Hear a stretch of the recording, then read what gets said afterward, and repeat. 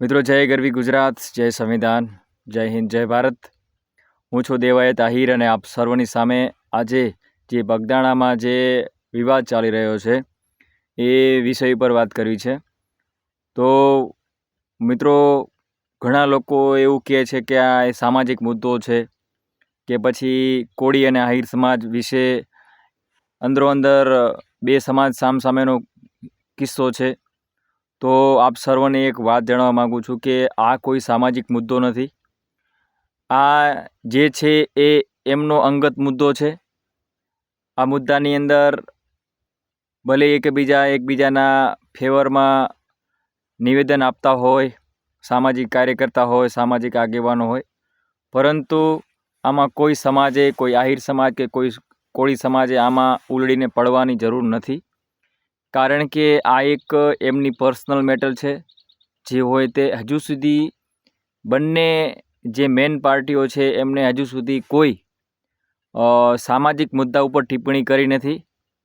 હા, એમને જે વ્યક્તિ ગુનેગાર હોય કે જે વ્યક્તિ અંદર બે સામસામેની પાર્ટીઓ છે એમને પોતપોતાની કાસ્ટ ઉપર, એટલે કે એનું નામ સાથે સરનેમ જોડ્યું છે, કાસ્ટ જોડી છે, પણ એવું સાફ નથી કીધું કે ભાઈ આહિર સમાજ ગુનેગાર છે કે પછી આખો કોળી સમાજ ગુનેગાર છે।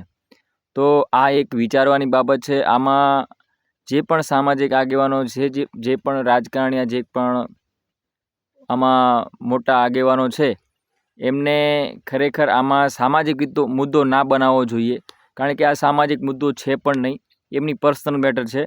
જે હશે એ સરકારમાં, જે હશે કાનૂન, આનો જે કાયદો છે એ કાયદા વ્યવસ્થા એનું ધ્યાન રાખશે અને કાયદા વ્યવસ્થા પ્રમાણે જે હશે એ થશે।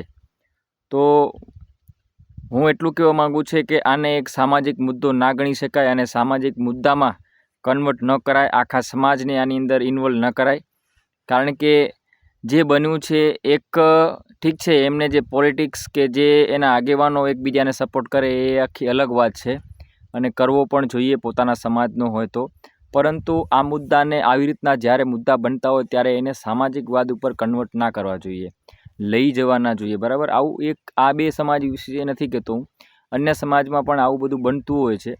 તો જ્યાં સુધી સામેની જે મેન પાર્ટી હોય કે જે બે વચ્ચે ઘર્ષણ થયું છે, બે પાર્ટીઓ વચ્ચે, બે વ્યક્તિઓ વચ્ચે, જ્યાં સુધી એ લોકો સામાજિક મુદ્દો ના લાવે, જ્યાં સુધી પોલીસ તપાસ ના થાય અને એ બહાર ના આવે, ત્યાં સુધી આપણે આ મુદ્દાને સામાજિક મુદ્દા ઉપર લઈ જવો ના જોઈએ। અને જે લોકો ખરેખર આ સોશિયલ મીડિયાના માધ્યમથી પોતાના અમુક ફોલોવર વધારવા માટે થઈને આ જે વસ્તુ કરી રહ્યા છે, આ એક તો એ બહુ ખોટું છે। ખરેખર આ વસ્તુમાં ના પડવું જોઈએ।